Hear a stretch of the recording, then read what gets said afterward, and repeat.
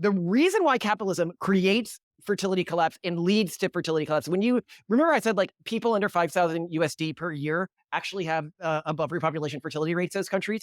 And you actually get above repopulation fertility rate when you talk about the ultra wealthy as well. That is families that have an average income of over $500,000 USD per year, their fertility then begins to go up. Why is it the case that you have high fertility in both of these groups? Because neither of them are actually playing in the current capitalist system.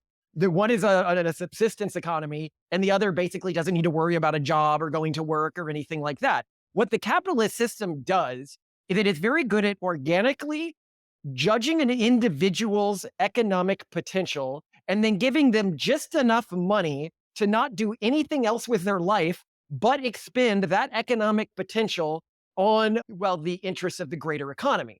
The thing that capitalism is catastrophically bad at is pricing in long-term benefits to economic potential. And so you as an individual, you have various parts of your life. You have the time that you spend at your company producing for the economy. And then you have the time you spend on recreation, and you have the time you spend growing the next generation. Capitalism can't tell between the time you spend growing the next generation and the time that you're spending on recreation. And worse, the way that capitalism is structured, the individuals who it has deemed as having a higher potential of having economic productivity are going to be the individuals it will pay the most to not spend money on any of the other stuff in life than the economic productivity. Now, this leads to fertility collapse. And there's really no way it can't lead to fertility collapse until you can get some sort of like carbon credit pricing for kids. But unfortunately, we know now because like Hungary spent 5% of its GDP trying to get its fertility rate up, and it went up less than its neighboring countries. Like Korea with its terribly low fertility rate, they spent, $300 billion on this and they haven't been able to get the rate up. France spends about 4% of its GDP and its fertility rate is crashing like 7% year over year. Like it doesn't seem to, you need to spend enormous amounts to motivate people to have kids. Like we're talking like $500,000 per kid or something like that. Anyway, you want to say something? You mentioned that Korea had this initiative to give people money. Yeah, around $54,000. A lot. Yeah. Not even close to $500,000. It sounds like a lot, right? But it's like over time, it's nothing. Yeah, when you start to add it up, hospital bills, one of our kids' hospital bills alone was over $120,000. I don't know where the $52,000. That's an America problem for sure. Yeah, it is. You're listening to One Dime Radio. Become a patron at patreon.com/onedime to support the show and get access to extra content. We think that ideology is something blurring, confusing our straight view. Ideology should be glasses which distort our view. And the critique of ideology should be the opposite. Like you take off the glasses so that you can finally see the way things really are. When you talk about a revolution, most people think violence, without realizing that the real content of any kind of revolutionary thrust lies in the principles and the goals that you're striving for, not in the way you reach them. Philosophers call someone a relativist, by which they mean it's a person that holds that any view is as good as any other view. My simple response to that is this. No one holds that view. No one believes that every view is as good as every other view.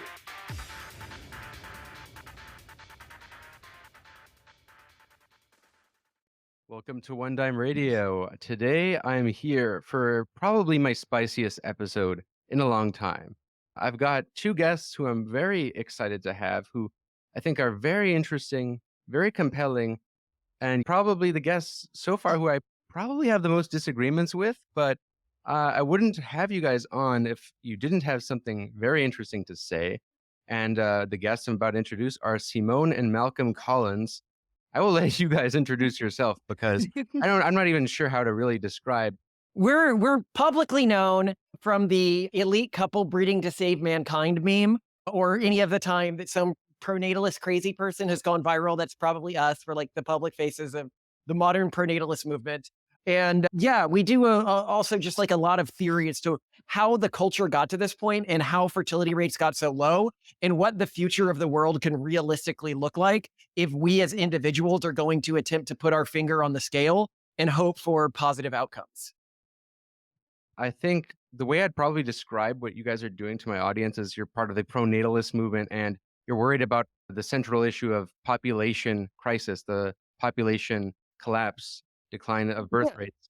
Now, I think out of the gate, some people just seeing that will think, well, why is this an issue? Because on the left, the approach that is generally taken in today's left is people think either that A, population decline isn't a big issue and is a dog whistle for white supremacist arguments saying that whites are declining and great replacement and that it's really only about whites declining and not the population as a whole. Or they think, yeah, it is declining and it's good because it's good for the environment. Now, yeah, I would like you guys to clarify what your So- project is with regard to that. And maybe yes. Okay. So possibly two dismantle points some- here. The first point is to say we're concerned with population decline. A lot of people take that to mean that we're like panicked about population decline or something like that, or we're trying to prevent population decline, when really we sort of see this as if we're on the Titanic, we're hitting the iceberg no matter what at this point. We're just trying to convince people that the boat really is sinkable and that we need to start getting the lifeboats ready. But when I say the boat, I'm talking about the global geopolitical order and economy, sort of the boat of civilization that we're all on in regards to the claim that like we are afraid of white fertility collapse. So across different cultures, fertility collapse pretty much always declines as a group becomes wealthier. So more wealthy countries have less kids than less wealthy countries, but also within a country, the more wealthy a group is, the fewer kids they're going to have. However, culturally speaking, some groups are more resistant. So at an equal level of wealth, they will have less fertility decline. The two single most resistant groups on earth to prosperity-induced fertility collapse are conservative Jews and conservative Christians, specifically white Protestant conservative Christians. They are very resistant to fertility collapse. So like, we really don't need to worry about them that much. If I cared about whites disproportionately succeeding in the future, I would just stay quiet about this issue. In fact, some white supremacists have gotten mad at me and been like, don't you know that we win in the end if things keep going in the way that they're going? And a lot of people just aren't familiar with the broad statistics. They're like, oh, well, fertility is collapsing in the US, but we can continue to get people from Latin America. But the problem is that Latin America fell below repopulation rate all the way back in 2019, and its rate of collapse is much faster than the United States rate of collapse. So an article I would reference people to here is in America's Quarterly, and it's Latin America's fertility decline is accelerating, and no one is certain why. To give you some stats here for people who might be like, well, it can't be that bad. So, and you've got to look at the local demographers because the big Statistica models and stuff like that don't count for things. So when you're talking fertility collapse that's happening so fast, you need to look at the local demographer data. So if you look at a country like, say, Uruguay, they went from an above repopulation fertility rate, so that's above 2.1, so keeping their population stable, just 7 years ago to 1.3 now, like a number that we thought was only possible in like Europe. Argentina, for 4-year-olds going into kindergarten this year, 2024, it's going to be 30% less than there was just 4 years ago. You look at a country like Costa Rica, and for native-born Costa Rican women, it looks like they may have already fallen below an FTR of 1. That means halving their population every generation. If you look in the United States, which are the groups most likely to go extinct? You're looking at Native American populations. They have a fertility rate now of only 1.2, and it's dropping incredibly quickly. If you're talking globally, who are the groups most likely to go extinct? Well, you're then generally talking about East Asian populations. Their fertility crashes much faster than European populations at similar income levels. And if we're talking about groups that like just could go extinct, and we're just talking about like preserving human cultures, you got to look at groups like the Parsi and the Jains, two of the oldest, like most divergent, sort of like the coelacanths of humanity, culturally speaking, and that they separated really early from other cultural groups. And yet it looks like they're on a road to extinction at their current fertility rates. Both, I think one is below 1 now and one's at like 1.3 now. So from just a human cultural diversity perspective, this is something that, because I believe that we're stronger as a species for our diversity, something to pay attention to. But I also, and then people will be like, yeah, but like it just some like common fertility myths. People think like Muslims have high fertility. When you control for income, they really don't. Like Iran has had a persistent fertility problem for like the past 10 years and has implemented pretty draconian programs to try to do something about it. And it hasn't worked out yet. So like even in Muslim theocracies, they really struggle with fertility rates. I could like rank cultures. So typically the best, if I was going to rank cultures by their fertility rate, typically the best in terms of resisting prosperity-induced fertility rate And it's always the more conservative, the more it resists it, is going to be conservative Jewish groups, then conservative Protestant or Protestant groups. Then under that, you probably have Muslim groups. Then under that, you have Orthodox Christians. Then under that, you have Catholics who actually have very low fertility rates. People are often quite surprised by this in a modern era because they used to have all the stereotype of a high fertility, but they're very susceptible to fertility collapse. And then below that is all the East Asian stuff. And then at the very bottom is what we call the urban monoculture, which is what we see as sort of this dominant cultural force in our society today, which is the culture that is the same between, New York and London, et cetera. So you mentioned a lot of things there, all of which I would like to get into separately. The urban monoculture one is, I think, a very interesting category that is worth investigating. Mhm. But first off, you mentioned the fertility collapse of all these populations. I think people are very familiar with South Korea and Japan. People like to talk Yeah. about that.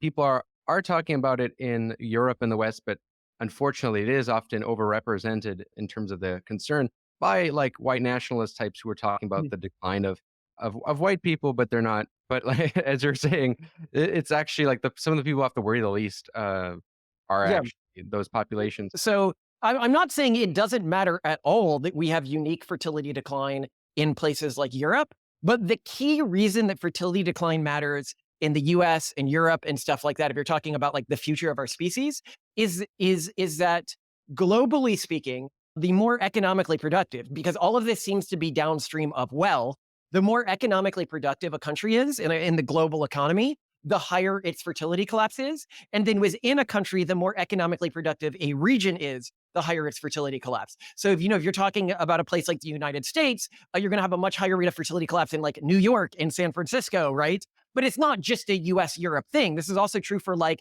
the Asian economy, right? Like if you go between Asian countries and you look at different regions, the more economically productive a region is, the lower its fertility rate is going to be. So like in South Korea, the lowest fertility region there is Seoul, which is also, the highest economic productive region. Now, this matters from like a consequentialist perspective, because if those regions end up producing less, then the global economy begins to shrink faster than it would if you're just like accounting for generic fertility rates going down, like just less people overall. So what that means is fertility collapse affects the economy of a country and the world more than it looks like it would if you were just counting every individual as disappearing from the global economy. I mean, we've got to keep in mind that the entire global economic system we built was built on the assumption of an exponentially growing number of producers and consumers, because that's why the global economy was always growing. And we built a lot of systems like leverage and debt and social security, assuming that would always be happening. Even the way our infrastructure works, assume that would always be happening. I don't want to go too off the rails here, but I just wanted to clarify. Well, you already touched on a big central divide within the way the left approaches this, because you said a system that's always growing. And the thing about that is something quite unique to capitalism. Growth is not unique to capitalism, but a system where there's an imperative where you have to grow or else you collapse is capitalism, because it's a system in which when you invest capital, you expect higher and higher returns. And then there's something called the falling rate of profit, which can lead to business cycles and what we associate with modern capitalism. But as a result of that, there's a divide on the left with population. Some will associate growth with the population as a whole. So they'll say we need less people. Some people on the left, I'll give an example like Ted Reese, who wrote the book Socialism or Extinction. They say, well, the problem isn't overpopulation. It's not a real problem. We have enough resources, but it's this economic system. Now, I really do want to first investigate this as a premise. I mean, why is it not a potentially good thing for the population to actually be declining in numbers? Because of course the environmentalists will say less carbon, less consumption. But I guess I'll turn it over to you. I mean, Simone, you got your degree in environmentalism and start in environmentalism. Talk about that and talk about your thoughts on this. Yeah, well, so this is a multifaceted issue, which I think is going to be spicy for some people who are left leaning, because it does run against blank slate concepts, though we can look at this from a cultural angle too, which is that, yes, while a lot of the people who are reproducing are going to, their groups will be just fine, like sort of, we'll think racially speaking, like there will be white people in the future. Those will not necessarily be white people who are really focused on progressive values or sustainability or the environment. there is actually, it seems to be that the groups with the highest fertility rates are going to be more xenophobic, more sensitive to hierarchy, more likely to express outgroup hatred.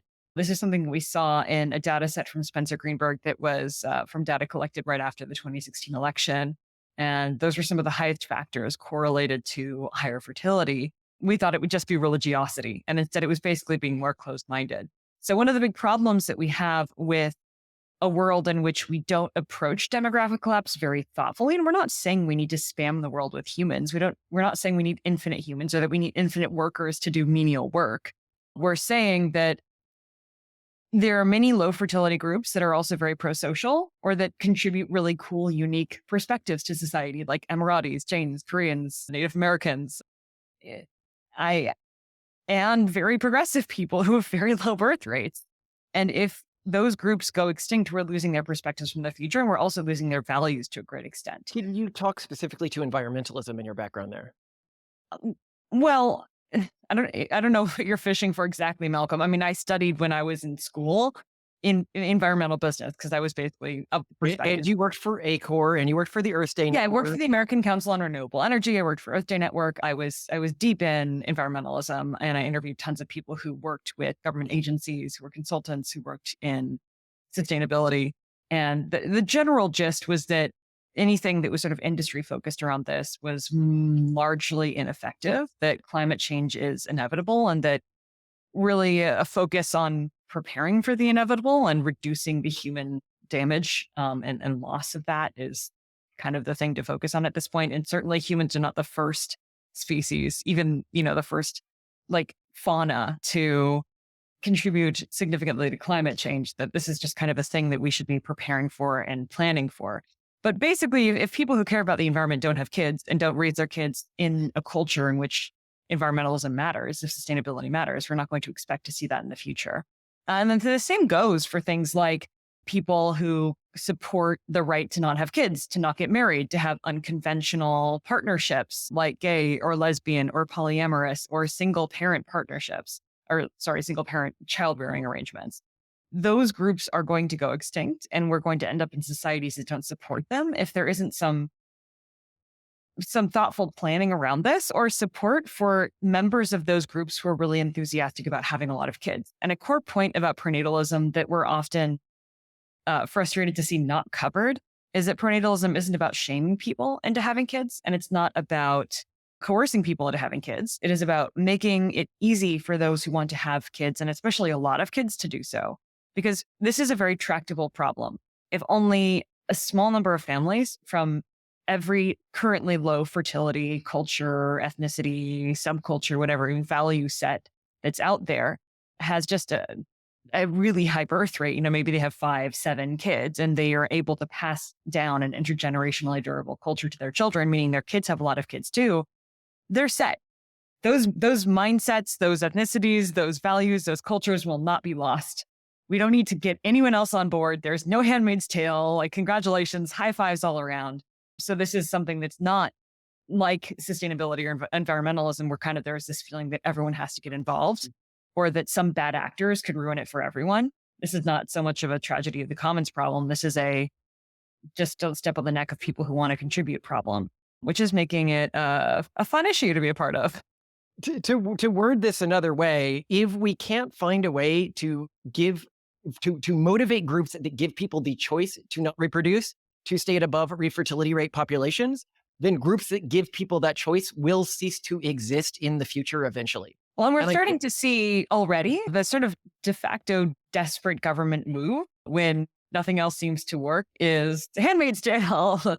Let's start curtailing access to vasectomy clinics, reproductive choice, basically. I mean, in China, we're seeing that. We're seeing not only vasectomy clinics closing down and abortion access being restricted, but even birth control being restricted. And if we don't plan for this, we're going to see a lot more of it, which makes it frustrating because we're often accused of being Handmaid's Tale people, which is...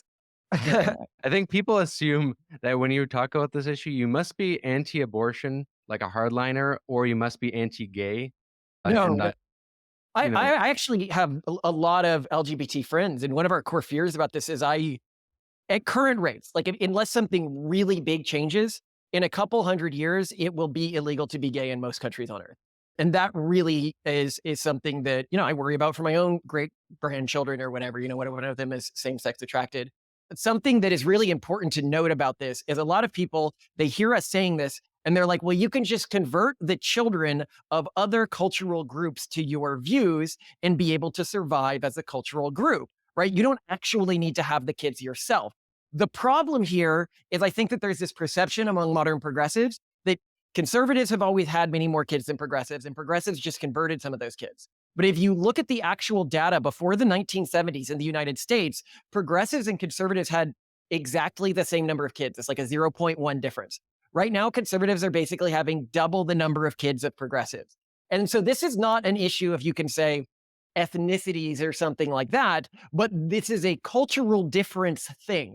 And the progressives are like, yeah, but we can still take kids from those cultural groups. The problem is, and this is where the urban monoculture becomes a real threat in the future, the urban monoculture is what many people might call wokeism or like progressive culture or like normative progressive culture, I guess I call it. Not your type of progressivism, but what you see in the big cities like New York and everything like that. And it's a very low fertility cultural group. And the core threat that it poses is not in it itself, but it's in the effects it has on the cultures that it is parasitizing. So it primarily survives by deconverting children from high fertility, often more conservative, more unique cultural groups. The problem is that the kids that it deconverts are often the most pro-social, the most open-minded, and the most industrious of the individuals from that group for different reasons.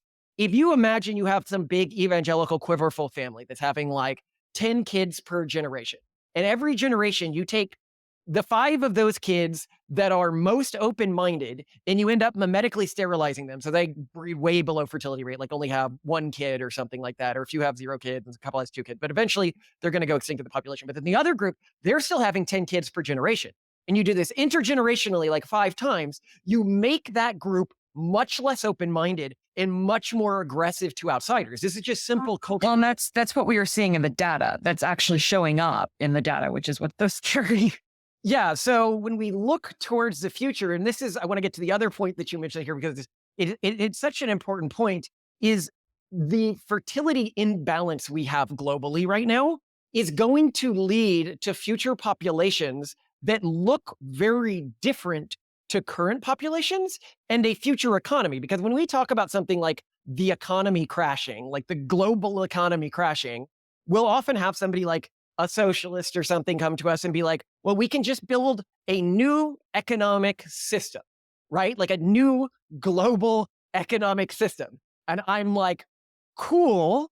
Like, I see people trying to do this, but there have been people trying to do this with different motivations for a long time, and they haven't done it yet. And we just don't have that much time before we hit the crash moment. And if we don't have an alternate system set up and ready to go when the crash happens, which right now I think is virtually impossible. The crash is going to happen at this point. Then grandma dies on the Walmart floor. Yeah, the scale of the human tragedy will be millions upon millions of people dying, totally avoidable deaths. And it will be a level of, we just haven't had, like we've gone through global depressions. We have never gone through a global systems collapse of the economy and the geopolitical system.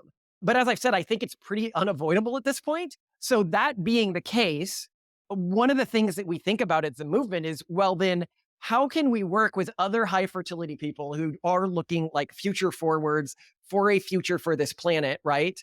And build any sort of an alliance that can begin to think about what does the next system look like? And how can we work to have something in place to begin to implement that system when the crash happens to minimize the pain and suffering caused by this?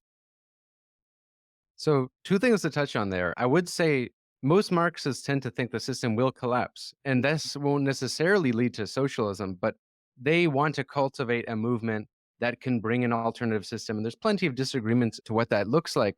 Most Marxists do not believe in replicating the Soviet systems. But I do want to add, the Soviet systems were different systems than the ones that existed. I have many criticisms of them, like the lack of civil liberties. They could have had way more democracy, but they came out of countries that were before semi-feudal autocracies and turned themselves into highly efficient and highly egalitarian autocracies that lacked in efficiency in certain respects, but this is something that I think will be of concern to you.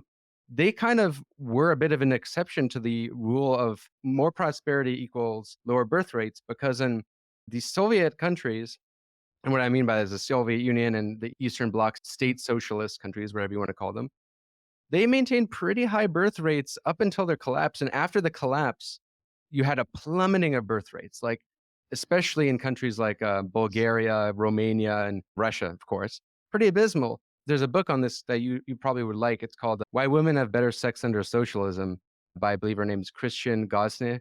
But it's interesting because she looks at a lot of the pro-family policies in these countries. And one of the simple reasons was that they gave everyone a home. And you could say, oh, well, it was like a shitty Soviet apartment or whatever. But I live in Toronto where people are paying a lot of money for a shitty Soviet apartment. But I guess the point being said here is how much of the problem of population collapse is also economical and how much of the solution could be in the economy. Because I know, of course, when we'll get into religion, that is also a big part of it, religion and culture. But first, I guess the elephant in the room, I think, for the audience would be the economy. Yeah, hold on. I want to. Malcolm, please, you're going to be longer than me. I want to say, like, the culture is so important. And the argument that we make again and again is culture, culture, culture, culture. And women were given prizes. They were given medals in Soviet Russia for having kids. This was a culture that celebrated, to your point, motherhood. And I think that is not to be underrated. When we look at other policies that involve money, that involve housing policy, all those things are wonderful. And I want families to have support. And I want all people to have good housing. I mean, my ideal future scenario, like my sci-fi dream from the culture series by Ian Banks, is a communist world. Like, I'm not against that, but it's not communism or socialism or capitalism or wealth or not wealth per se that has the really biggest impact, especially when people are making more than $5,000 USD per capita in a nation. It is culture that influences whether people have kids, which is why you have these exceptions like Israel, where you have a place where people are making more than 5,000 USD per capita and they're still having kids. Malcolm, go ahead. Sorry, you introduced a concept there that may not have hit home. What she was pointing out is that on average right now, countries fall below repopulation rate when they hit around the 5,000 USD per year per human being. A lot of the actual problem of fertility collapse is downstream of the capitalist system, which I'll get to in a second. Like, capitalism is what causes fertility collapse. But communism, so the first thing I need to know, to not forget, is I was like, remember that when you change economic systems, like, this isn't like a small thing that we can treat like a small thing. Like, yes, Soviet Russia did run off of a genuinely different economic system. The transition into that system was catastrophically difficult and bloody. And I think that we shouldn't undersell like that's what we're talking about when we're talking about this happening. It's very complicated as to how all those collapses happened. Many factors, like one of them being World War II and the preparation for it.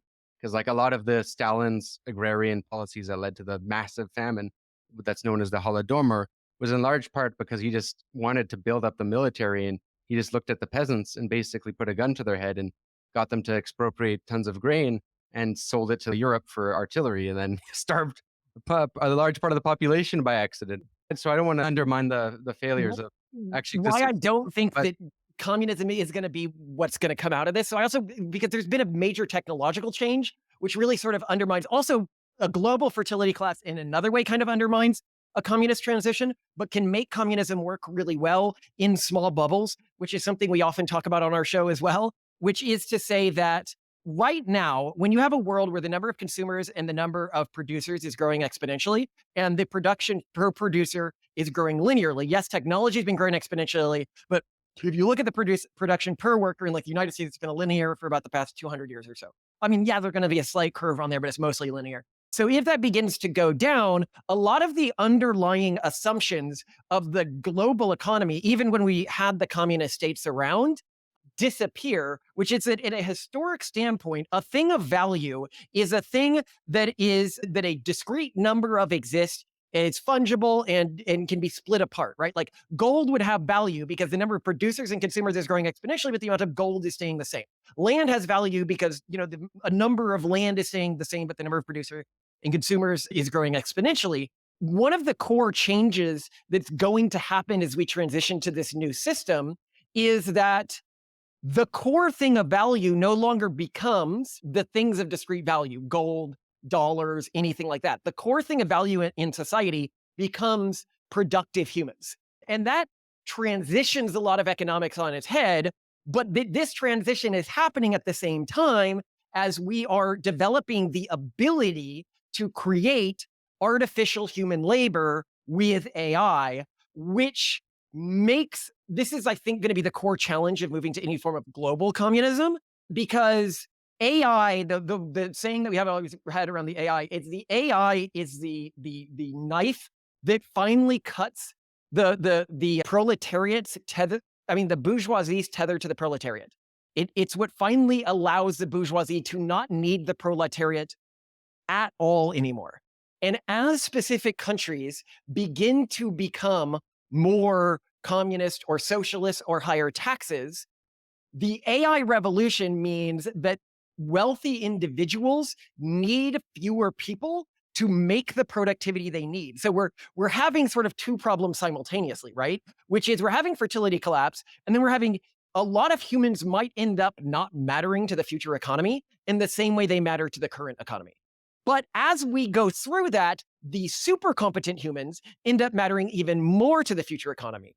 But the individuals who are these extremely high productive individuals are able to leave, like they're not as geographically tied down as they were when you had your initial communist revolution. So when you had your initial communist revolution, if you were a capitalist or something like that, you needed the stationary factory and the stationary power plants and the stationary workers. Like you were a feudal lord in the feudal system because you could control the land with the workers on it. When we move to the world of tech barons, they can leave countries much faster and conglomerate much faster, which means that as a geopolitical force, they might offset any sort of global communist sentiment. That said, I do think one thing that we're going to get from these tech barons is I think that the communities that they're going to form that we call haven states will be communist in nature, but they will be exclusionary communist. So by that, what I mean... Yeah, like gated communities in South Africa.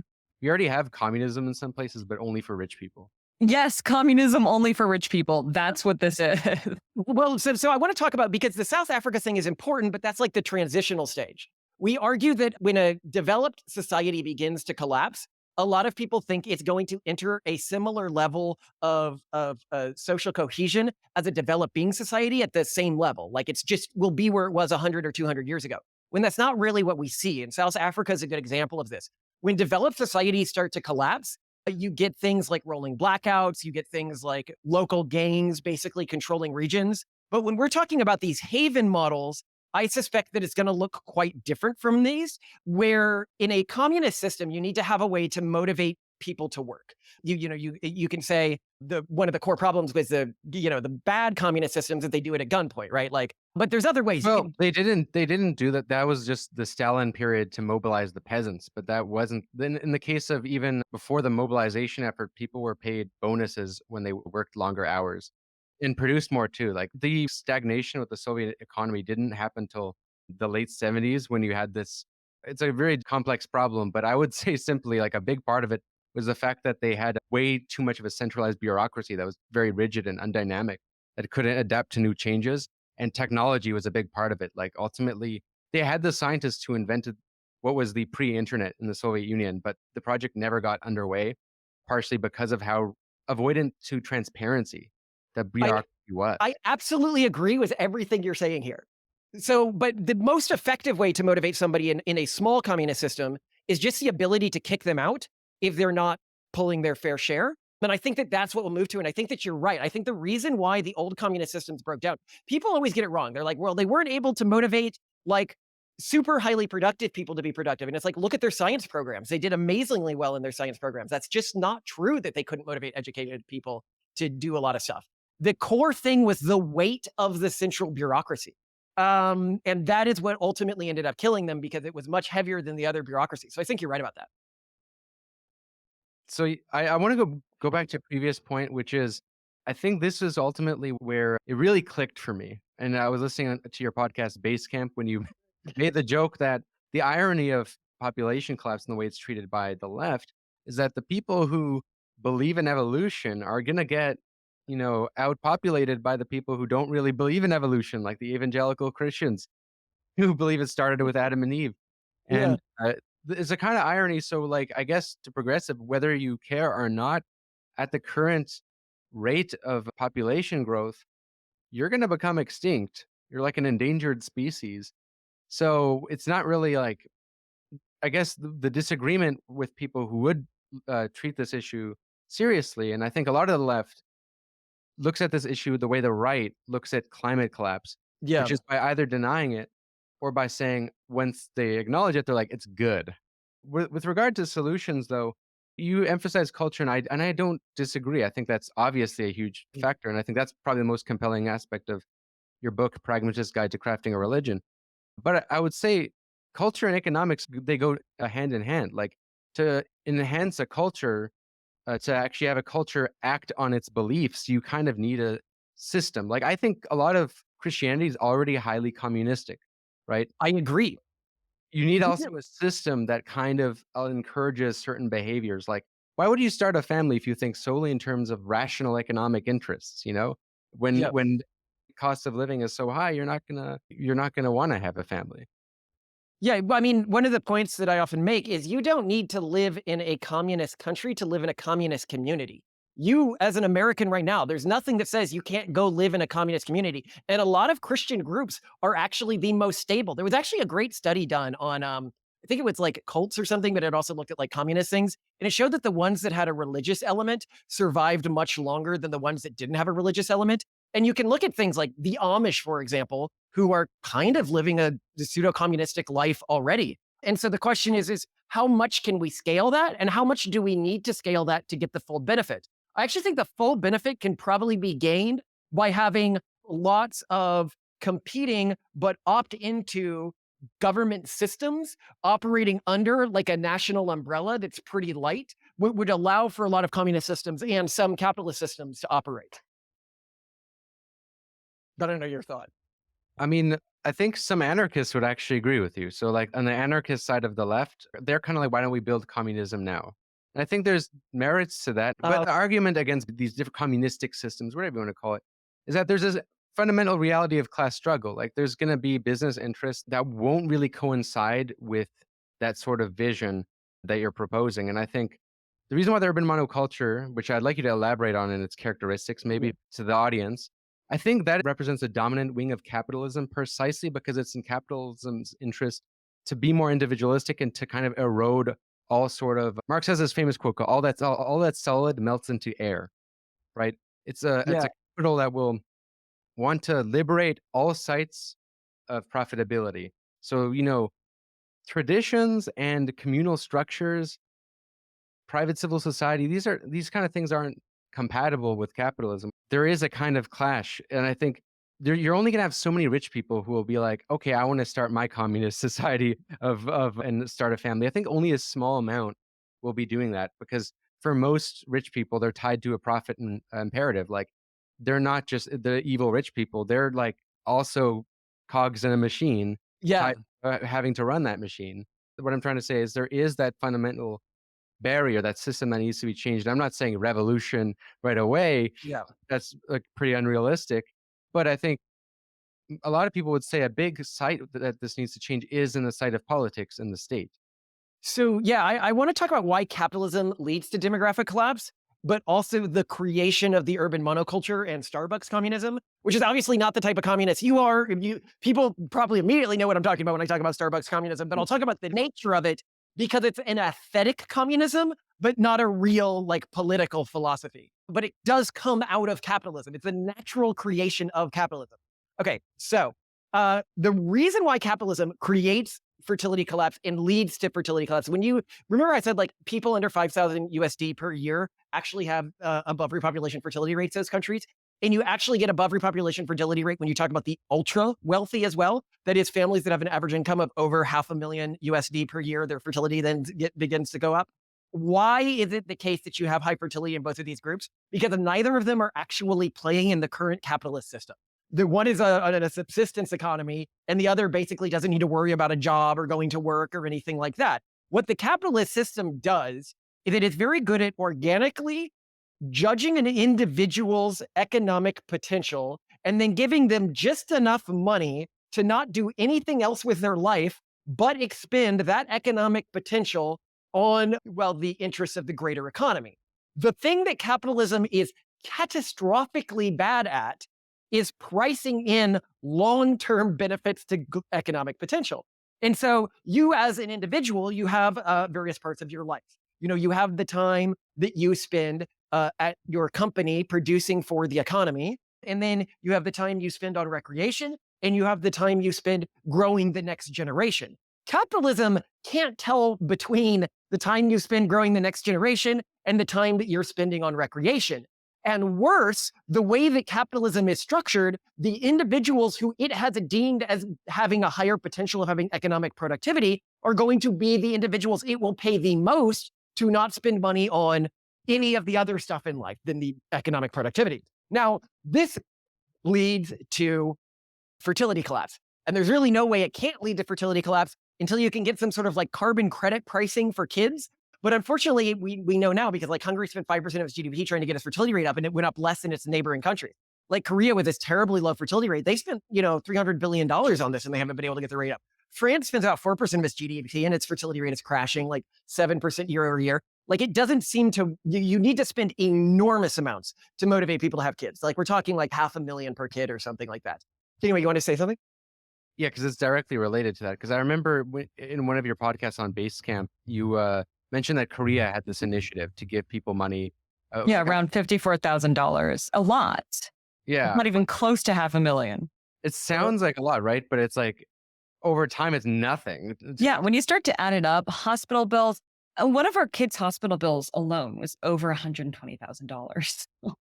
I don't know where the $52,000. That's an America problem for sure. Yeah, it is. I wanted to find out about the birth of the urban monoculture, because this is what you're asking about. And it is actually useful, I think, for people to understand this concept.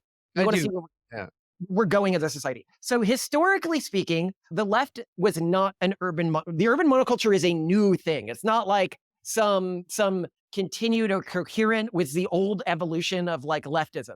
If you looked at what the progressive faction of America, which was co-opted by the urban monoculture in the United States, was trying to achieve in the 90s, it was to maximize equality. That was the one of the core goals of it. It had some other goals, but this was like its core ethical value proposition. Let's make a society that is more equal and more fair.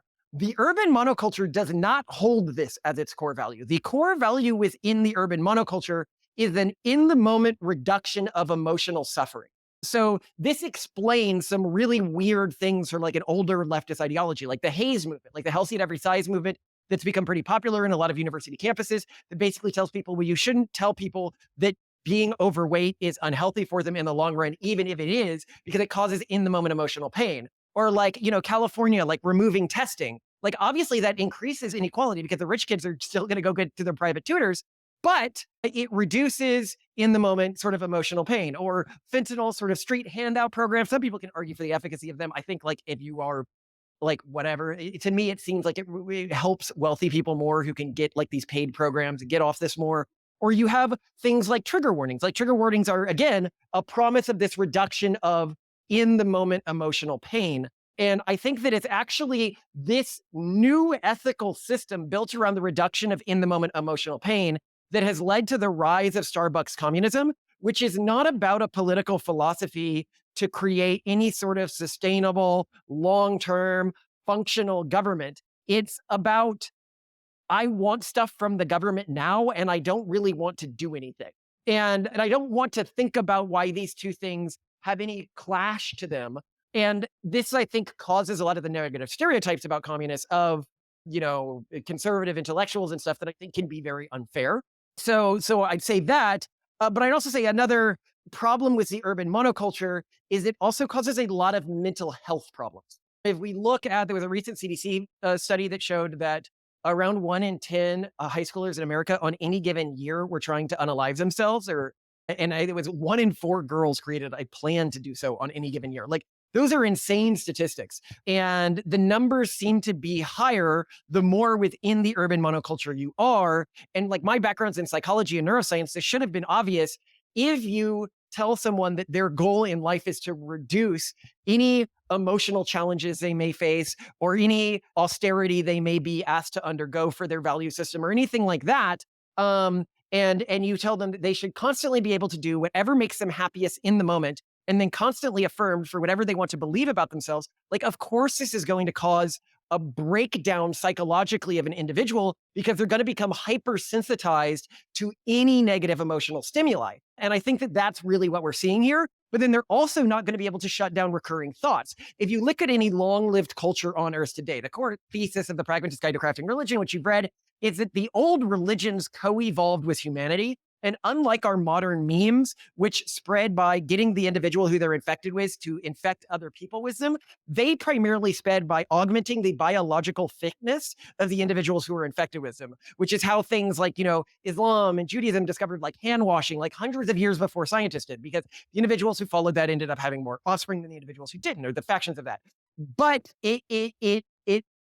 almost every long-lived successful culture on Earth has some sort of arbitrary self-denial ritual, whether it's Lent or Ramadan or Feast of the Firstborn. And I think that these help strengthen the inhibitory pathways in our prefrontal cortex, which are used to shut down thoughts. And if you completely let those atrophy, then you become incredibly susceptible to rolling thoughts. So you talk about, you are aware one of our projects is trying to create a new religion, techno-Puritanism. And it's one of the things we talk about on our podcast a lot. But I would be totally open to and really encourage the intentional creation of some form of Marxist religion that could be intergenerationally stable. And I'd also note here that religions don't need to be theological in nature. You can have secular iterations of religions. Like our techno-Puritan framework is pretty secular. A lot of people would call it a secular form of Calvinism. But anyway, Yeah, you call yourself secular Calvinists often. Yeah. What do you mean by that specifically? Well, we've evolved from that standpoint. When I first created the religious framework, I basically meant that this is just a framework for like how you engage with reality, but I intentionally created it, therefore I don't believe it. And what I learned is humans are so hard-coded, maybe if I'm putting on my secular hat here instead of my theological hat, are so hard-coded for religiosity. If you build a coherent system and you build traditions and you build a way of relating to it, you're ultimately gonna start believing it. So we ended up becoming like true believers in the system that we thought we had created and like going really far with that. And now we look kind of crazy, I guess. So that's the danger, right? But I'd say the quality of our life has increased dramatically since we started doing it. And I guess it would make sense. Humans are hard-coded to work with religion. I would say that religion, it turns out, is not exactly the opiate of the masses, but it's sort of like a mimetic architectural framework that helps our sort of flimsy neural structure stay stable in the face of demands like austerity and hardship. Well, and the irony that religion being the opium of the masses, well, the opium is in the new opium of the people. It's like people actually like have all kinds of cope. There's that famous meme, which is, oh, I don't believe religion sucks. I would never be religious. And the person is consuming fast food and celebrity media and pornography and engaging in some kind of a pop paganism, something you talk about in your book, these different subcultures. But that brings us right into it, is the importance of religiosity. You have this very instrumental way of thinking about religion, which I find very interesting. And that is kind of why I do find the way you guys think fascinating, because you're not really looking at it just as to whether it's true. Is this good? Is this useful? What can it be used for? And you look at all of these different religions and their practices that could be learned from. You alluded to one of them already, that self-denial.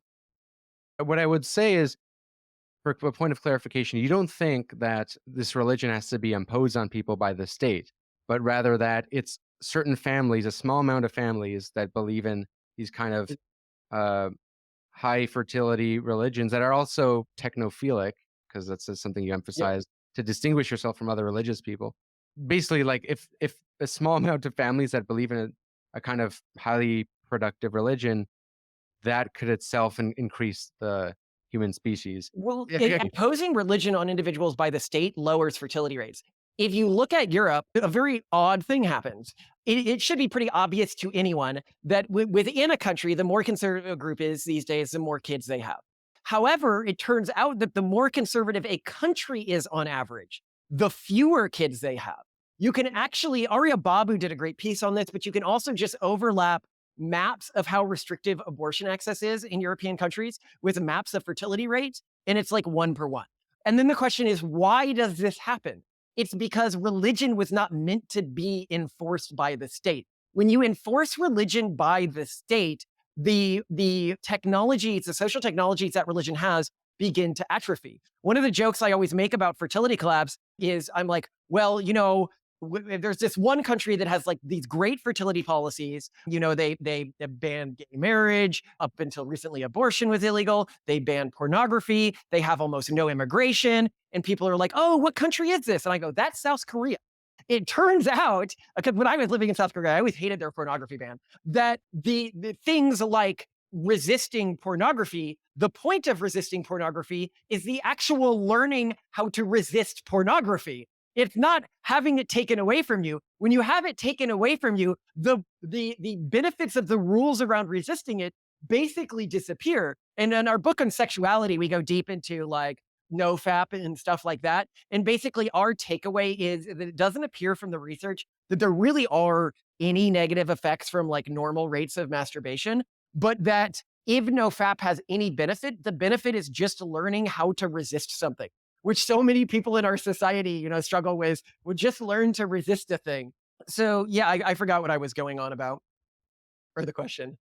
I guess part of your point was that of fostering discipline, a kind of culture that is evolutionarily fit, in the sense that it can have a practice of self-denial and things that ultimately all of religions have in common, a lot of them, are these kind of evolutionary practices. And that's something I talk about in my recent video on Ibn Khaldun and Dune, which is the utility of religion. And I think it is great that you specified that enforcement by the state, because that's, I think, what makes a lot of left people uncomfortable, is that they think like that's what it means. It's right. You're basically advocating for a theocracy, and that's certainly not what you're advocating for. And No, I think, no. We are very against it. Yeah, well, I also think it's important to note that different religions, this is a great example of how a religion or a culture can be both secular and religious, but why they work best in symbiosis with each other.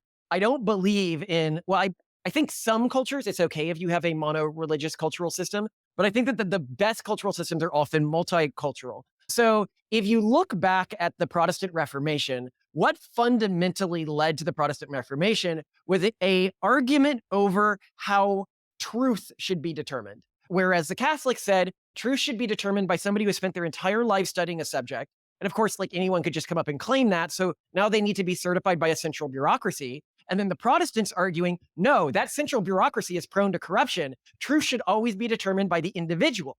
And then you go to the United States during COVID, and you had this exact battle again, but by two secular cultures, where one culture said truth should be determined by people who spent their entire life studying a subject and have been certified by central bureaucracy, i.e. the university and academic system. And then another group saying, no, that central bureaucracy is prone to corruption. And I think that you saw if you have too much of this, trust the authority, then you get zero COVID, like you had in China, because people then can't admit that the old authority was wrong. But if you have too much of this ultra-Protestant mindset, then you get QAnon, where literally everything is a conspiracy. And I think that where you get the best outcomes is where you're able to have a cultural conversation between these two groups. And this is one of the reasons why I'm so scared about the increasing tribalism of groups and the decrease in cultural diversity. Because I think that where I'm drawing, like some of the cultural technologies that we use in our family religion and stuff like that, it is from cultural groups that if you had asked somebody 30 years ago, like, well, if we were going to let some cultures go extinct, which ones are irrelevant in a modern context? And somebody would have been like, well, we probably don't need the Amish. And now we're like, it turns out the Amish are an absolutely critical culture to study because they're one of the few cultures that's very resistant to fertility collapse.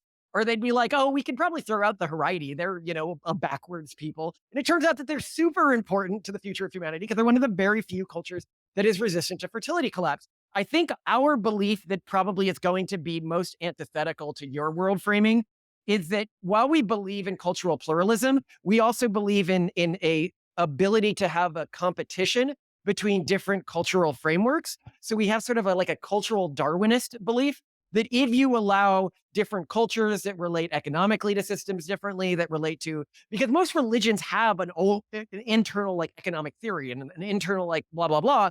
if we allow them to compete and we allow people to freely choose which ones to associate with, then the best ones will eventually win. But that doesn't work with a class-based system, I guess. So that's probably where we have the most differential. Well, we also argue for something a little bit beyond that, which is when you have religions compete and intermix, you start to also see religions adapt themselves in a more fit fashion. You can even see this, I think, with some religions that historically have been known to like assimilate other religions. Look at Catholicism. It is full of pagan traditions and other traditions that it's sort of assimilated while trying to get new converts. And we would love to see in the future more of a marketplace driven approach to religion where not only are people intermixing religions, families are blending religions together, like sort of picking and choosing the best from each and then creating a new version to make something fitter, but also where religions are looking over time at other religions and saying, wow, they're doing really well. Here are the traditions. Here might be something that we take and adapt for ourselves. This happens very haphazardly now, but if it happened more systematically, we just feel like people would have insanely cool cultures. Ooh, and I also really want to talk to your atheism point, because one of the things that we often mention, which I thought we have a video on this, how the new right movement really grew out of the online atheist movement, where the online atheist movement, if you look at like the 4 horsemen of the atheist movement or the 5 horsemen of the atheist movement, really only one hasn't gone back on record and said, well, it turns out Christianity was actually probably a social good overall. And I think that what caused the movement to sort of become the seedbed of the new right is it split into 2 groups. One group, which you can think of as like your Neil deGrasse Tysons and like Bill Nyes, who were really only interested in dunking on Republicans and like didn't really care. And then the other group was one, I'd say influenced by a shock jock idea, like we want to dunk on dumb people, right? So they would like go to the wokest groups and like constantly dunk on them. But then 2, also interested in what might actually be true about the nature of reality and the best way to structure society. And then that's really what became, when people talk about the new right, they're talking about the descendants of the original online atheist battle. There's a lot of things I want to jump on there, but Simone, you made this point about mixing of different religions. And in the Pragmatist Guide to Crafting a Religion, you point out that you really want to distinguish religion and hard cultures from soft cultures, and what you call at different points paganism. I remember in one of your, I don't know, I'm not sure if this was in the book or actually in one of your podcasts, but you mentioned that the biggest rival to religion is not even atheism, it's actually mysticism, being a big rival to it. And I think this is something very worth talking about, because a lot of leftists say they'll agree with you on a certain point. They'll say, okay, well, I agree, we need more spirituality. I don't like religion because that's about control, but we need spirituality, man.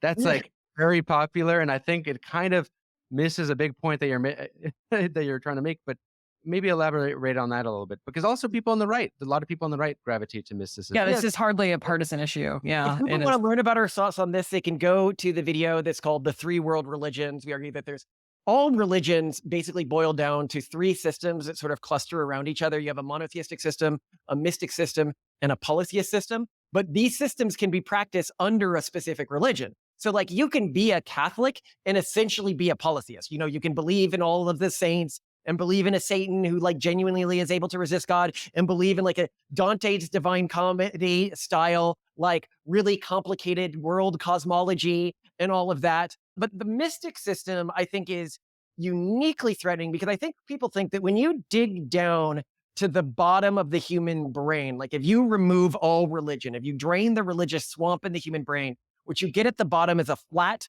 sandy bed of secularism, but you don't. What you get are mountains and valleys that were carved by millennia of evolution. And this is the core of what becomes mysticism, right? This is essentially humanity's pre-evolved religion. I sort of describe it as like, if you have a cart go down a muddy road and it leaves an indentation, and then the carts that come after it get yanked into that indentation and then make the indentation a little deeper. It just keeps happening over and over and over again throughout human evolution. And then you begin to believe in these sort of pre-evolved things that you can see. If you leave a group on an island, like deserted, they will re-evolve this very similar religious system where they'll assign, magical power to fetishes. Here, I don't mean like in a sexual context. I'm talking about like little items. They will do rituals where they believe they can access a higher truth about reality in a corrupted mental state. So this can either be through drugs or spinning or and keep in mind, they don't see these as corrupted mental states. I'm talking about it from my perspective, and I don't mean to put obviously I have a different perspective than them, so it's going to sound, negative. They often believe that the nature of reality. So if you ask somebody of this mystical tradition, like, what is God? Typically, they believe that, okay, reality is separated by a super reality. Basically, they think God is like the membrane that reality is written upon. And this membrane, the goal of humanity is to eventually rejoin this membrane, is the wrong word, medium. God is the medium upon which reality is written. And the goal of humanity, or what we think of as individual humans, is to rejoin and re-merge with this medium. Where then finally you have sort of the monotheist framing, which is God exists as a singular entity that relates to humanity through strict rules and exists outside of reality as we understand it. And that the goal of humanity isn't to re-merge with God, but to intergenerationally or within their life achieve some form of ascension to a higher level, but not a level that is a fully removing themselves and rejoining with like this background fabric of reality. So I want to bring it back to the urban monoculture because to get a little more specific about characteristics associated with people brought up into it and its origins, because in the book, you more call it the super virus. You don't really use the term urban monoculture very much, if at all, I think, in the book. Yeah, we more, we were trying to make super virus catch on, but it was too mean. And I don't really like, I think it's important that people understand that it is a mimetic virus where it survives, but it doesn't care if the host survives. Religions are punished if the host doesn't survive. The urban monoculture, because it's so new, it doesn't need to survive. In fact, it benefits when it kills a host. So like one thing that the urban monoculture will do is if you talk about something like DEI, so if you're talking about biology, something that a disease or a tumor will often do is try to signal to the host organism that it's actually doing something super important. And you definitely don't want to mess with it because it's this very important thing.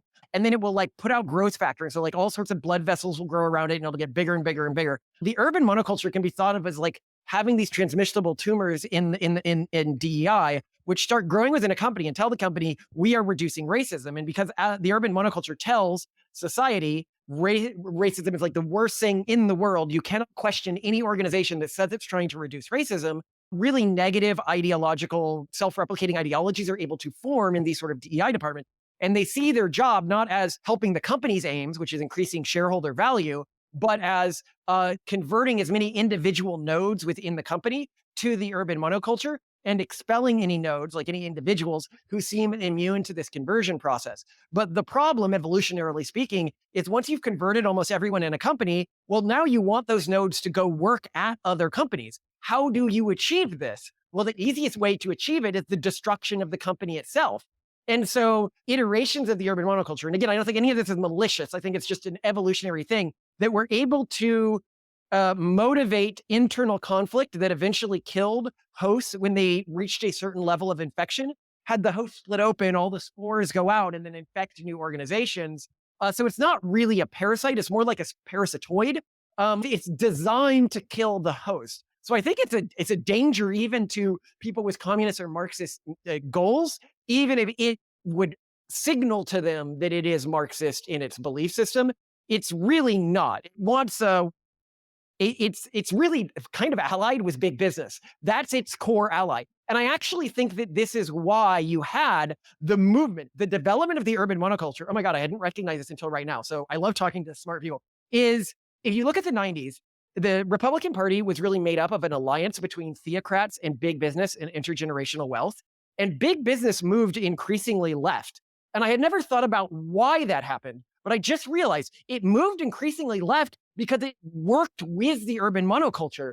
It was the generator of the urban monoculture and the core beneficiary of the urban monoculture. So of course it allied itself with it. You mentioned in your book that about the origins of the supervirus/urban monoculture being in Quaker culture. But right now, I'm glad that you touched on the sort of political and economic origins, because I have a different or perhaps complementary idea of where this urban monoculture comes from, and I want Ooh, to get your tell guys' me, I want to hear. Yeah, because I think, well, first of all, the urban monoculture is, I think, a part of what can be called the new spirit of capitalism. It's a term other theorists have already coined, but it's this kind of progressive capitalism that emerged as a result of capitalism in the first world being less a producer economy and more a consumer economy. Because before, for example, Mm. America used to produce more than it consumed, but now it's pretty much more a consumer economy. So a lot of retail and a lot of reliance on marketing. Mhm. So when you have a consumer economy, one, you need an ideology, a superstructure, as Marxists would call it, Yeah.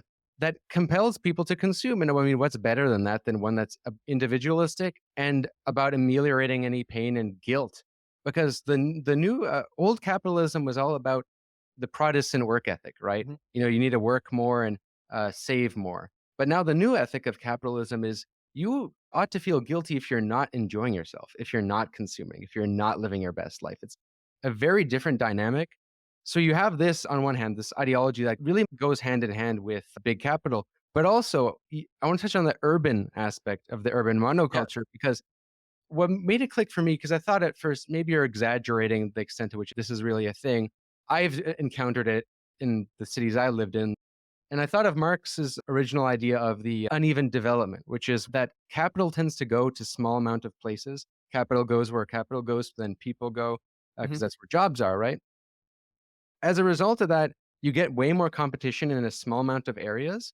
And I think it's not a coincidence why you get a sort of culture that comes out of big cities, that predominates in big cities, whereby there's this weird so that's the problem. I don't want to like denounce everything associated with the urban monoculture because some things are good, like anti-racism, Oh, and I I think, agree.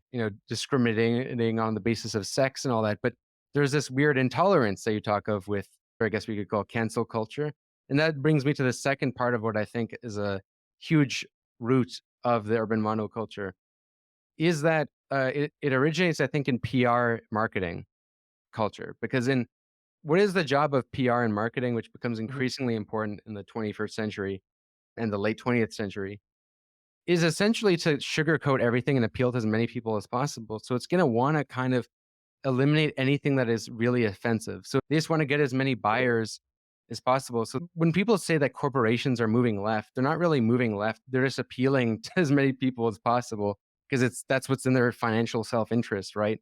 So I think when the right, they kind of have this, I think, misguided reaction when they call this like communism. And Yeah. Marie Taylor Greene, she called it corporate communism, and I found that kind of funny because, like, if she was joking in the way that you guys talk about Starbucks communism, I would Yeah. be like, she has a point. But like, there's nothing communist about this. It's just advertising culture. I think the urban monoculture is very much a development out of capitalism, which I mean, I think you're yeah, right. I agree, but I want to build on this a little because I think you're right, and you point out some really interesting things, which is the core of the urban monoculture is it is the ideological version of sugar for breakfast, like literally trying to create the most desirable cultural substrate possible for an individual. And I think that what we learned, and I think the urban monoculture actually kind of evolved out of the post scarcity environment of many urban centers. And some people will be like, we don't live in a post scarcity world. But I mean, realistically, for the majority of the people in the developed world, we kind of do. You're not terribly worried about starvation. You might be worried about not being able to have some artificially scarce asset like a, a fancy bag or a phone or something like that. But we kind of live in a post scarcity environment. And I think that people thought that when we lived in a post scarcity environment, what people would want most, like what our brains were driven for, was pure hedonism. And I think what we found out is yes, hedonism is part of what people want, but a bigger part of what people want is an offshoring of personal responsibility and not having to deal with any negative emotional state. And that is what the corporations sold to them that created this, whatever you want to call it. Starbucks communism isn't like a real ideology. It's a thought terminating ideology. By that, what I mean is it doesn't cause you to accept the difficult things about the ideology or what you need to get to it. And like, clearly you're not like that. Another thing I was going to note is I think one other thing that contributes to the urban monoculture being in denser urban centers more is if it is a mimetic virus, which is spread by mean transition, like people talking to each other, of course it will be more dense the larger the concentration of people is. Same with like a disease. Like a disease is going to spread much faster in denser concentrations of people. And I actually think that the ultra dense urban centers are what allowed for something like this to happen and why you didn't get any major mimetic viruses historically. And I would say, I don't think that this is the only mimetic virus in our society right now. I think, like, for example, the Jordan Petersonism, I would say, is another mimetic virus that we have in our society, which I've actually probably, I would argue, descended from Puritanism. But you know, sort of performative stoicism for the sake of performative stoicism. But anyway, there's one thing that I also wanted to touch on here was your claim of pluralism in the urban monoculture. Because the urban monoculture, yes, it needs to be pluralism for capitalistic reasons. And you were absolutely right about that. It has a very weird, it's like diversity matters, but everyone's the same. All men, all women, all races, all cultures, they all have exactly the same perspectives and proficiencies, completely interchangeable with anyone else. And then you're like, well, then why would diversity have value if everyone's exactly the same? Like, wouldn't you need people to be different and bring different things to the table for diversity to have value?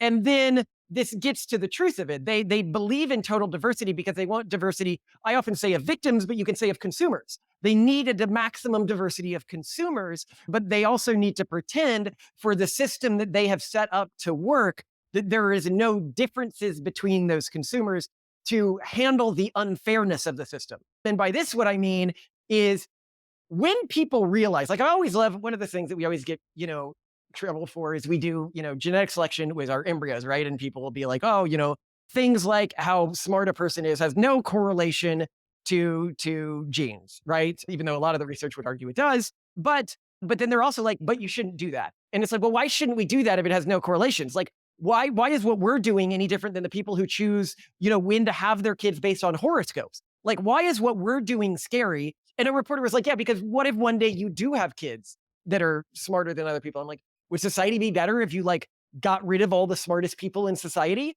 Would that make society better? And it's no, it's more that what you realize is the moment we as society accept that some people are born with advantages over other people, then the core lie of the urban monoculture of meritocracy is shown bare, which is the people in positions of power in our society, many of them had the deck dealt in their favor to begin with, hugely in their favor to begin with. And now they have to pretend, oh, I didn't have an advantage. School wasn't easier for me than it was for other people. Oh, this task wasn't easier for me than it was for other people. Because if we realized how genuinely unfair our society is right now, I think the urban monoculture would crack in a big way.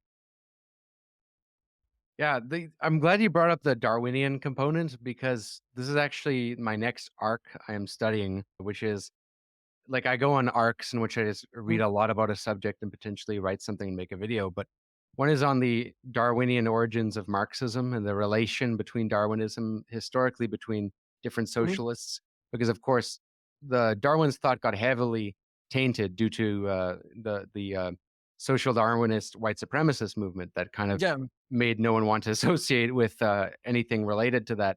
And I think eugenics is a very controversial issue, but nonetheless has to be like discussed because I think at the rate we're going, it's just going to be a thing used by rich people to kind of do what they want, and everyone else is going to be worse off. You're going to get a sort of Blade Runner situation. But there's a book I'm currently reading. I haven't finished it yet, but it's called The Evolutionary Left: Why the, I think, Woke Must Wake Up to the Theory of Evolution. And it's by a guy named Benjamin Lind. I think you guys would find very interesting. He's a very unconventional type of left thinker. But yeah, I guess I didn't want to derail anything that you were. Okay, I'm going to give a really quick take, that. and then I want Simone to say something before she has to leave. But I would say with Hitler, if you look at what his ideology was based around, it wasn't really based around Darwinism. It was based around the idea that in the past, there was some more perfect type of human, and we need to get back to what that pure, clean, past form of human was. And what's really interesting is that's the same argument that's used by people who ban things like genetic selection of embryo. They're like, you're dirtying the gene pool with science often. And we need to get back to like the pure, the OG humanity, because that's the better humanity. And functionally, who uses this technology the most? People say it's rich people. It's actually not rich people. It's disabled people who don't want to pass their genes on to their kids. So they're functionally sterilizing disabled people. Whereas what we would argue for is maximum access to technology like this. And fundamentally, this technology isn't actually that expensive to use if it was offered at a mass level. And I expect it to be mass available, except in countries that ban it, and then it will only be available to the rich. But I'd love to hear some thoughts from you. Scale. Yeah, scale. The important thing is that the key differentiation between what people are practicing now and eugenics is that eugenics involves deciding that there are good and bad traits, and that on a societal or group level, those traits need to be either maximized or minimized or eliminated, for example. And that's where it gets evil. That's where it gets coercive. What everyone is doing, if you choose your partner and choose to have kids with them, you are engaging in trait selection. You like things about them and you want to have a kid with them. Taking it to the extent that we're taking it, where we're getting our embryos sequenced and getting polygenic risk scores for height and intelligence and externalizing, that's just taking it a step further. But is it really that different from selecting someone who is tall, who is, has an internal locus of control, who is successful? I mean, look at everyone's Tinder profiles these days, 6'5", like has to be, a billionaire, whatever, right? And people are already selecting for these things. But here's the more important thing is Johnny Anomaly, a bioethicist, has written about this and done a lot of research on this because he's looking at the effects of, what will happen when more people have access to this technology. And he's found quite encouragingly that people are not selecting to breed, 7-foot tall, sharp cheekboned Aryan sociopaths. They're looking to create humans that are like them, very importantly. So I think if anything in a future, and especially you're assuming she means when they're choosing sperm at sperm banks, which can be used as an analog for this. Continue. Yeah. That's what people are selecting for at sperm banks. Sorry, I should have specified that. People are selecting for people who are like them first and foremost, which means that when this becomes more widely available, and it will, because, for example, if you have single payer healthcare or nationalized healthcare, it makes sense for government to offer this because it means you're also selecting typically for these things better health, lower risk of cancer, schizophrenia, all these other problems. So governments will be incentivized to offer this because it means that their citizens will cost them less. So when people have access to this, they're not going to be selecting for this one scary unifying thing. I think we're going to be seeing healthier people first and foremost. We're going to be seeing people maybe even becoming more diverse because people are going to be leaning into their own ethnic, cultural subcultures, whatever they may be. And on top of that, people select for, as Johnny Anomaly has found in his research, pro-sociality and being funny. I'm super okay with that. Although here's the thing is everyone's going to have different values. So I think the important thing is funny. Yeah. Being Really? funny. Asking it's being funny genetically correlated. Like joke. I'm sure. Yeah. No. Yeah. Like a lot of things I'm highly surprised if it had no genetic correlation. And I'd also note here that what she means when she talks about diversity is as this technology gets better, it gets more granular. So people are like, well, everyone would select for IQ. But the problem is you can never select for one thing without choosing to select less for other things. So what you'll likely have is some cultures select for, maybe like spatial reasoning. And other cultures are selection for like musical ability. And other cultures or athletic ability. People value different things. Not everyone values IQ. Certain subcommunities just assume everyone's going to choose high IQ. If you look between humans today are broadly about the same genetically. Across ethnic groups and everything like that, there aren't any like big proficiency differences. But I would like a future where some cultural groups are actually different from others based on the choices and the preferences that they have as a culture, where one culture might be uniquely creative and one culture might have made, unique spatial reasoning choices. And I think that we need to increasingly be aware that as AI develops, we're going to need to ensure that for a long time, we've been able to rest on our evolutionary laurels, that we can compete and stay relevant in a world. Because with modern medicine and lower rates of child mortality, we are seeing, more traits that typically in earlier human ages would have been eliminated from the gene pool staying in, meaning that if we want to maintain genetic health as a species, we're going to need to. I have to run. Malcolm, you'll stay on. But I really, really enjoyed this, Tony. So thank you. For being here. Well, so one of the things that she was saying there, which I think a lot of people don't think about, is historically humanity, you go just like 3 generations ago, about 50% of infants died. And this was actually really important to humans' health. If we keep not allowing any infants to die for like 6 or 7 more generations, everything else aside, we'll still end up basically walking balls of dishealth and mutation. And it's going to be really, really bad for the average person quality of life. And so you really only have two choices. Either we start letting babies die, which seems not great, or well, there's three choices. Or we do genetic selection on embryos, or we do gene editing of embryos, which is probably the most ethical of the choices. We just don't have access to that technology yet. But anyway, continue with what you wanted to ask. Yeah, well, I don't want to go too much into genetics just because it's a thing that I need to still study more. Like, it's not something I'm very confident in my opinion, but I do think it's certainly worth discussing. It does open up a can of worms, and I'm torn on one end because I think it could open up a lot of dangerous possibilities if used by political parties and interests. However, a lot of mental illness is sociological and societal, but a lot of it is just undeniably genetic. Like psychosis and schizophrenia just Yeah. do seem to be so genetic. Like, This is the great thing about these choices, which I want to highlight for people, is people are like, what if people erase like my identity group? Okay. So they're like, what if people erase autists, for example, because they don't think that that's genetically healthy? Well, my wife is autistic and two of my kids are autistic, and we don't select against autism because one considers it a part of our identity and it helps us. So the thing about genetics, and I think it helps people in a modern economy, the type of autism that at least my family has, not all types of autism, is it the people who are making these choices about what to remove from the gene pool, that they are not making it for other people, but they are making it based on their own lived experiences. So somebody with schizophrenia is going to be the person deciding whether or not they want their kid to have to live with schizophrenia. It's not somebody without schizophrenia who's making that choice. Or us, a family with high rates of autism, it is somebody who lived through autism who is in making the decision, do I want my kids to live with that? You can think about one thing that like we looked against, which Simone suffers from, is migraines. She lived with migraine and she's like, I would prefer to not live with migraines. Like this Yeah. is not a, so it's not. you're not advocating for people to get sterilized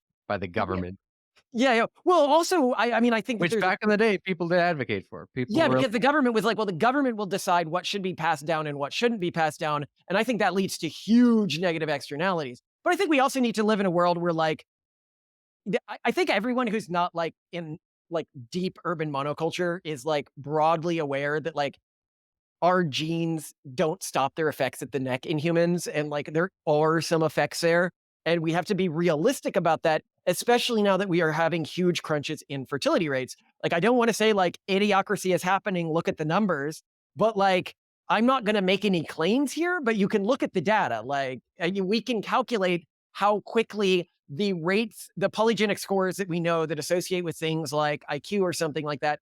And while we can't, they don't fully represent like what IQ is. We can, through like identical twin studies where they're separated at birth and raised by different families, get a vague idea of how much of certain traits are heritable. And then we can look at that versus how much different people are having kids in different groups with different traits and get an idea of where society is going. And we can just be like, well, it could lead to huge negatives because I agree, political parties could use this in bad ways.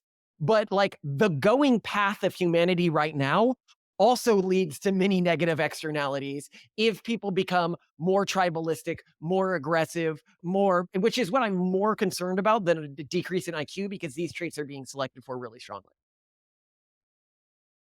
So I do want to return to one point with that regarding cost of living, which Simone was making the point that of her medical bills, how expensive it is Yeah. to have a kid, right? And nowadays to have a big family, it requires a certain degree of economic freedom for sure. Which I think, Why do people have more kids the less money they have? right. Well, this is so I want to elaborate on this because I think it's not simply about the amount of money; it's rather about ownership and cost of living. Because when societies become more prosperous, on one hand, they become more prosperous in terms of GDP, in terms of what they can buy and what they have access to. You get more TVs, cars, bigger house, refrigerators, a lot of things we like, right?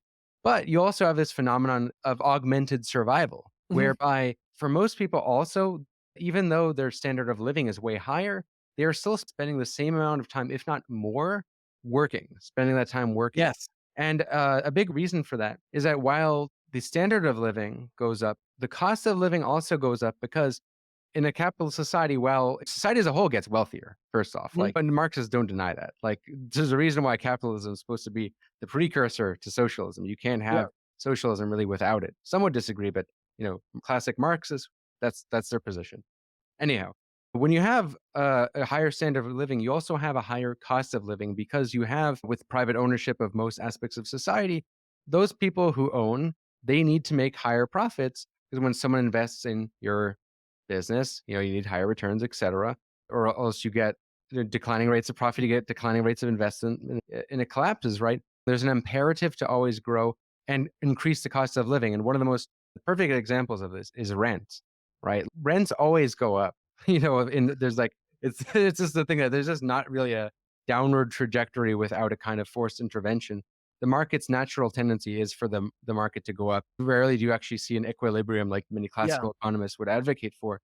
So what I'm saying is it's not so much that you can solve the problem with having a family by just giving people more money, because then they're gonna have to spend that money on our basic costs of living, like having a home.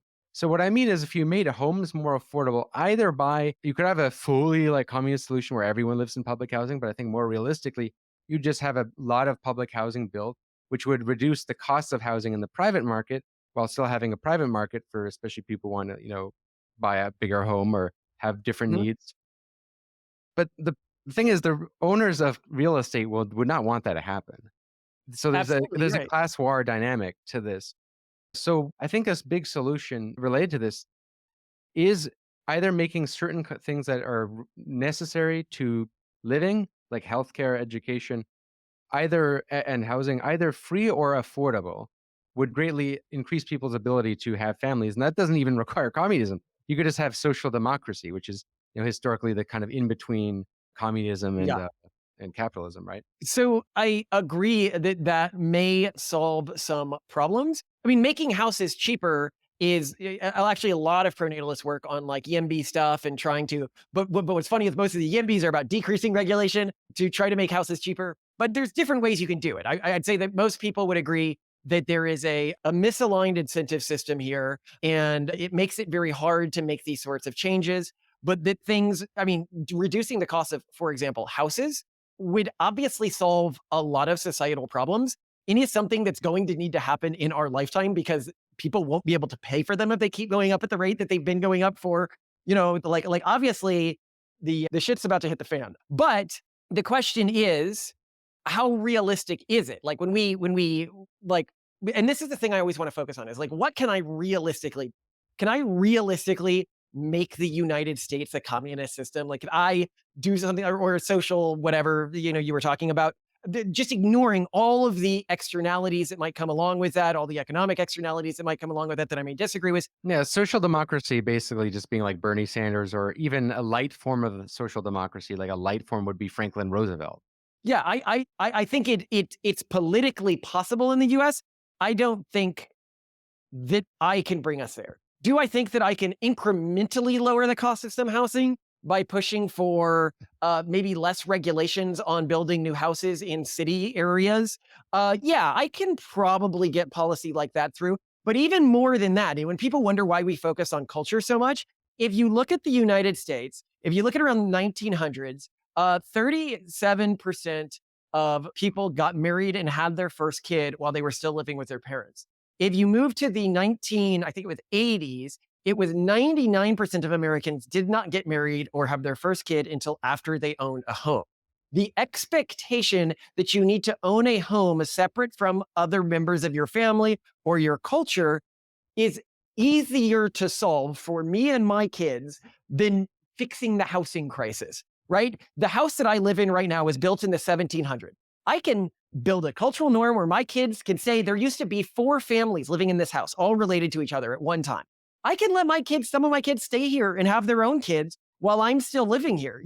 That's a cultural change that I can make and then they can make from their kids. Historically, you used to have tons of these intergenerational large houses, like 10 people sleeping in a room. Now, a lot of people would be like, well, what's the quality of life in that situation? And I'd be like, really think about it. Is quality of life that bad just because you share a room? Like, would you prefer to still exist and live in bunk beds?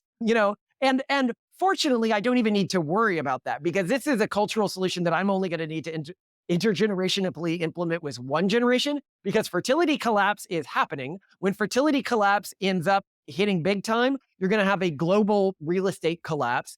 Like you look at the United States, you're definitely going to have a real estate collapse. And then the crisis is going to be, how do we maintain the infrastructure and stuff like that? Because, and people can be like, wait, if fertility rates are going down, why is real estate still going up?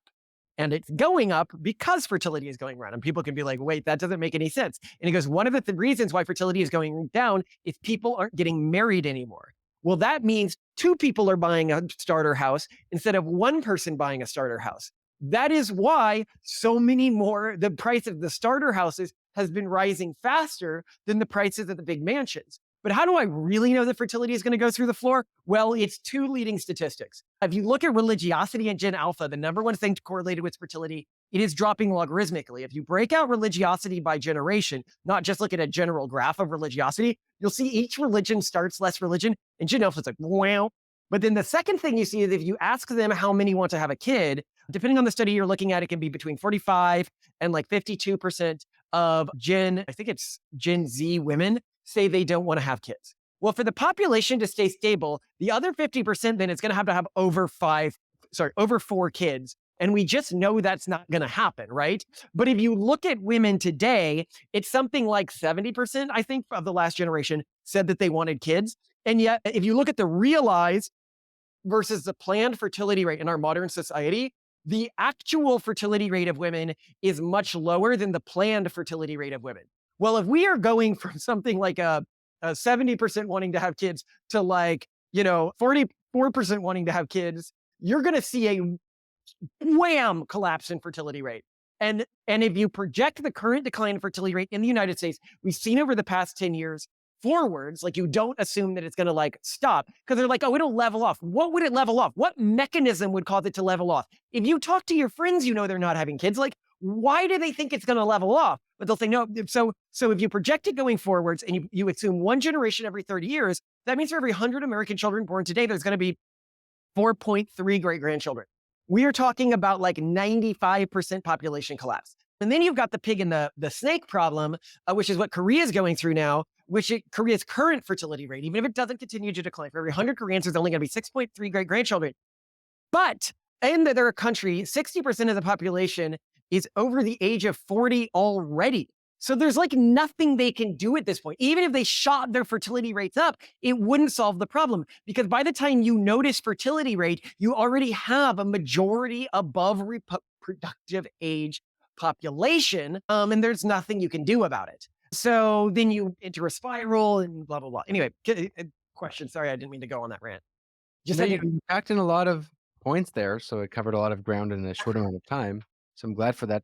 I want to get into the current political system, because I think we have a disagreement regarding lesser evils. I think we both can say that we dislike the two parties, but I think we have disagreements on who the lesser evil is. Well, that's it for the public segment today, guys. We had to transition to the back room because Malcolm's kid was jumping all over Malcolm, and he doesn't want that to be seen publicly. So we're just going to have the audio version of the rest of the conversation we had on Patreon. We always do a backroom segment anyway for every podcast you get publicly for free.